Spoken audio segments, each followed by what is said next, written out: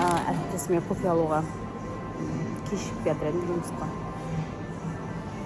Сол мен Лаураға кофе алдым. Лаура деп жүрекше жазып берді. Ашылмай жатырмын. Менің әріптестерім мені всегда қолдайды. Естіп, мені қарап отыр. Я так рада, боже мой. Что? Удачи. Thank you.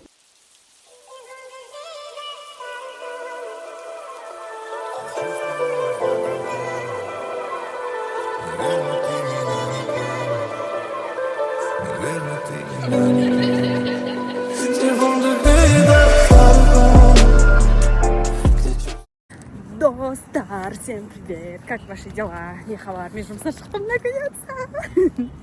Бүгін жұмыс сондай қатты күрделі или көп болған жоқ. Как обычно. Сол, сол көңіл күй керемет. Қазір бұйырса Жайнамен және Асылжанмен кездесем. Достарыммен көз ілдірігімді ұмытып кетіппін. Көзім ауырып тұр, но көңіл күй керемет. Тағы не айтам, Маңғыстаудың желіне, надеюсь, мен дауысым естіліп тұр. Мен деген бізде Астана сауда орталығына деген қай маршрут барады екен, білмеймін соны. Сосын қарап алу керек. Қолымды алып кетті. Короче, келесі кадрда кездескенше. Біз басқармадағы жігіттерді күттіктап, съемкаға шықтық. Мені мына жерде әп-әдемі нөмірмен бір жігіт күтіп тұр. Ол жігіттің есімі Ерсұлтан, не хабар?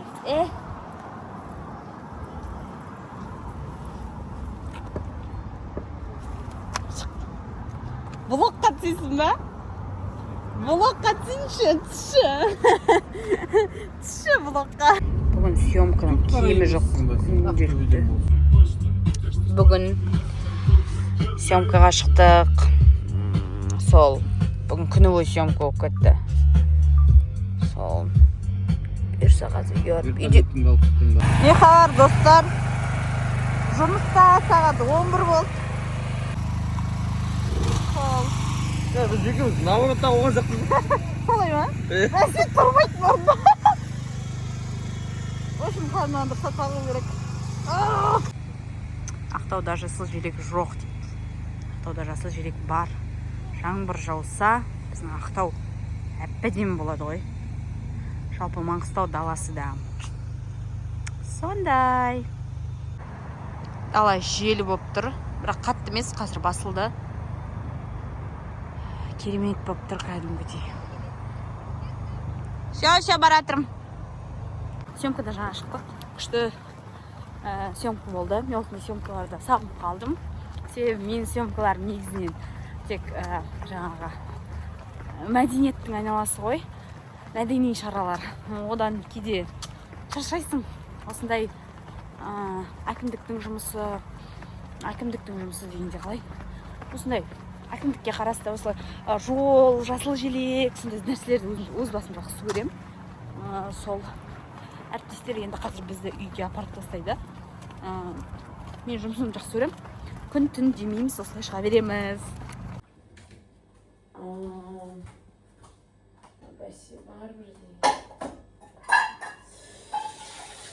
Болған кезде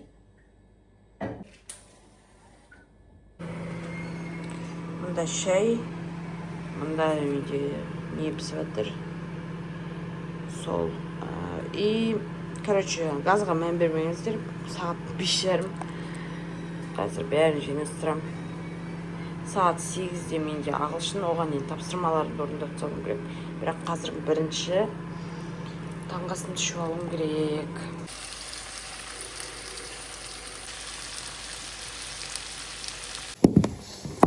Не хабар, достар?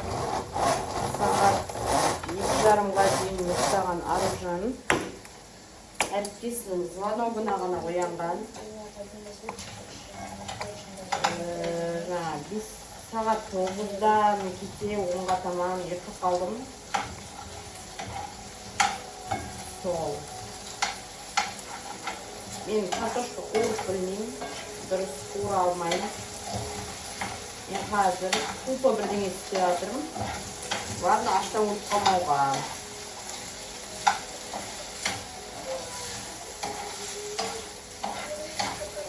Мен тамақ істей алмаймын, істегенді ұнатпаймын.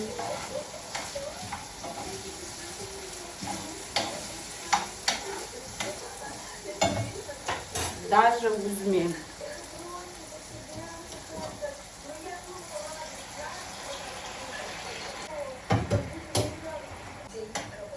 Ақшам болса қазір, мен негізі тамаққа заказ жасаймын. Бүгін үй жинау керек. Жинағанда мен жинадым ғой андай. Жуып не қылу емес, просто кухняны әдемі қылып жинап қою керек. Содан кейін үйлердің бәрі Ақтөбеге кетті. Мен маған гора посуда қалып, ол менікі, если что, посуда. Ешкім қалдырып кеткен жоқ.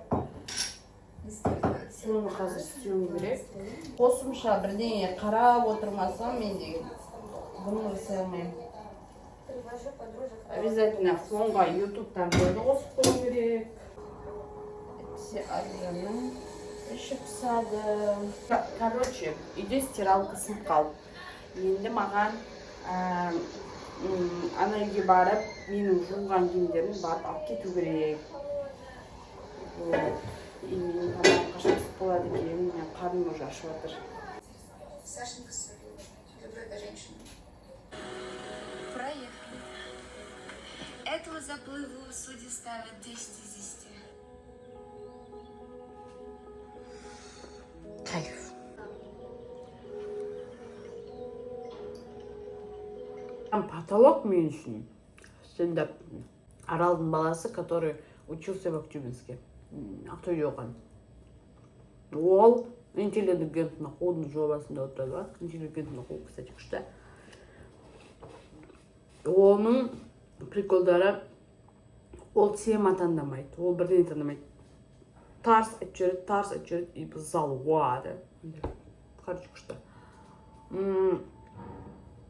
Каждый по-своему күшті. Арзан психологтарда тілеген бар, соның стендаптары тоже күшті. Потом, именно жас бала. Кім? Алихан деген бала. Тоже прикольно айтады. И ол кәм. Менің жасымдағылар менен кіші жастағы балаларға әдемі өтеді. В целом бәріне өтеді, но именно сояқты қозғайды да, прикольно. Қарайық. Мамалардың жұмыс тауып алу қасиетіне таңғаламын. Үйдің қасынан тауып ала салады ғой жұмысты мамалар білесіңдер ме? Біз ғой аузымыз ұрылып, айлап, апталап таба алмай жүретін. Менде бәрі жақсы жан, сенсіз өмір сүріп әліме, ай әлімен. Қазір сені сүйіп білесің, мағлұм болуға да ерінем, жалқау не деген.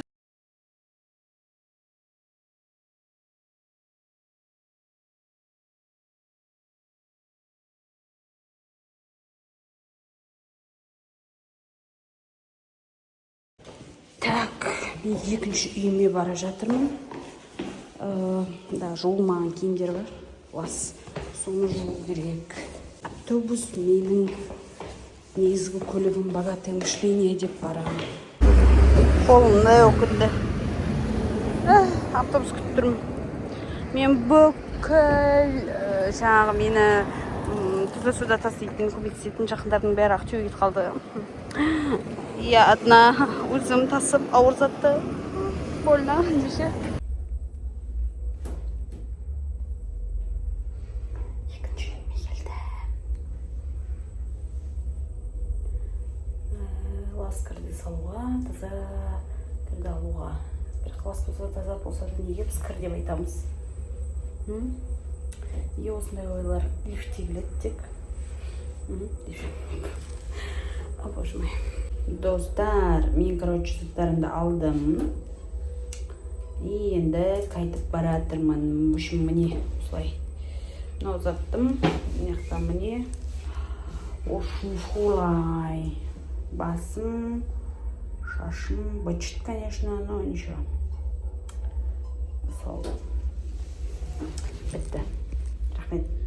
за этот, в общем, поняли. Не қарсыздар, қалайсыңдар?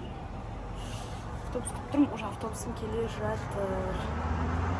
Бізде Брисбейн, бізде заттармен. Күшті вообще.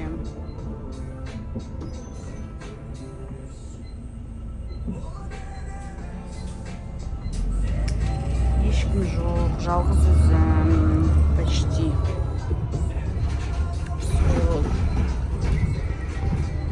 Кайф, автосын жүремен күшті негіз.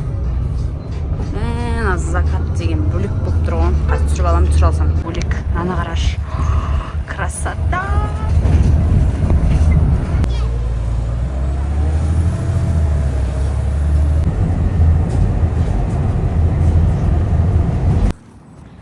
Не хабар, достар, қалайсыңдар? Короче, мен деген кофе алуға баратырмын. Бүгін 8 мамыр. Күн керемет болып тұр. Шуағын шашып. Сосын қазір мамырдың басы, именно сәуір күшті ыстық емес, погода шепчет болып тұр ғой. И, короче, бүгін мен маған до этого всегда кофе алып беретін, всегда маған менің влогтарымда қарап қолдайтын әріптесіме кофе алуға баратырмын. Сол кофейняда кездескенше. Әдеттегідей мен Урбаға келдім. 2 латтеге заказ беріп, заказымды күтіп тұрған. Күн керемет болды, настроением күшті болды. Маған жігіттер мен қыздар күшті кофе дайындап жатыр. Солай. Красота!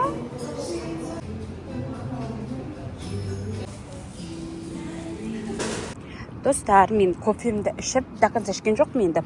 Әріптесімнің кофе ішуге өше уақыт олмай жатыр. Маңғыстау креатив алаңына қош келдіңіздер деген. Біздің Инстаграм парақшаны көп адам байқамай жүрді.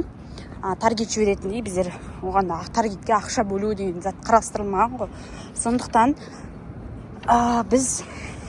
мен осылай келген адамдарды сразу осылай жазып, біздің Инстаграм парақшаны көрсетіп, біздің логотиппен, как положено, өсіп қойдым.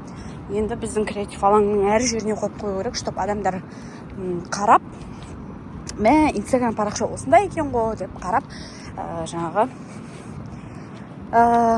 тіркелсін, ақпараттарды білсін, креатив алаң жұмыс істемейтін уақыттарды білсін деген сияқты да кестесін.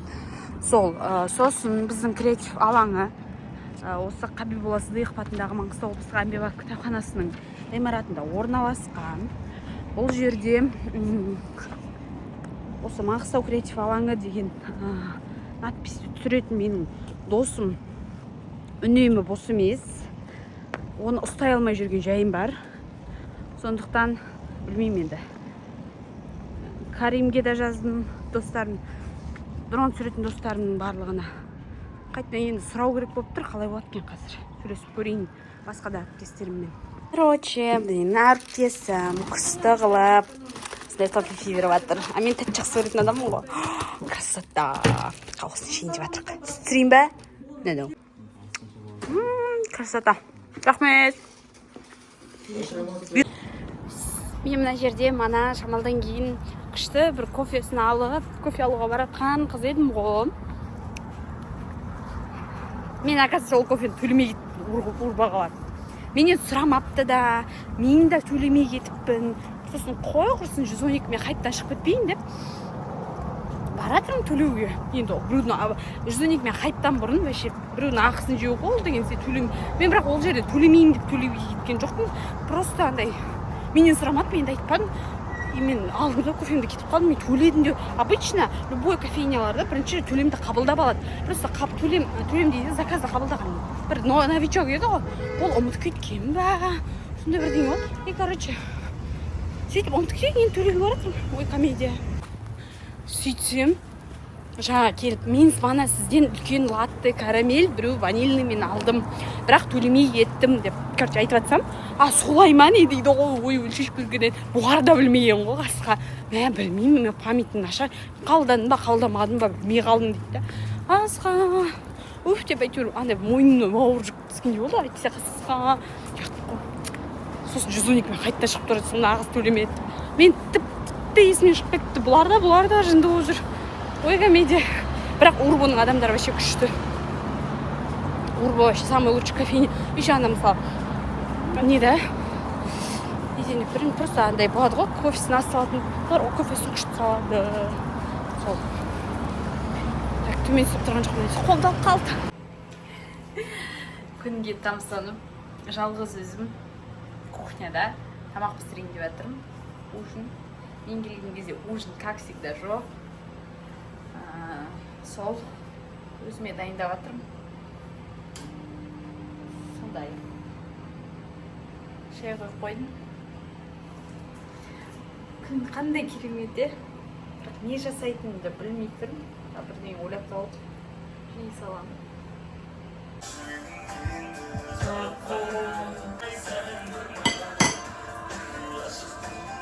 Ұмыту үшін мен мүмкін салған жүректі бере салған саған.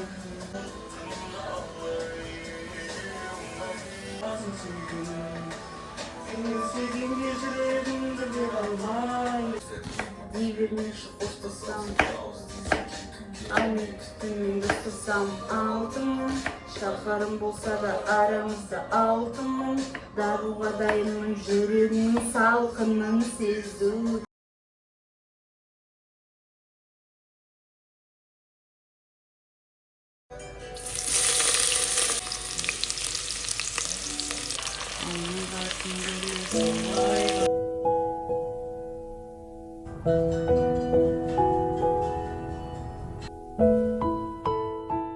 Снаружи она холодна, как лед, но у нее мягкое сердце. Она, наверное, через многое прошла в своей жизни.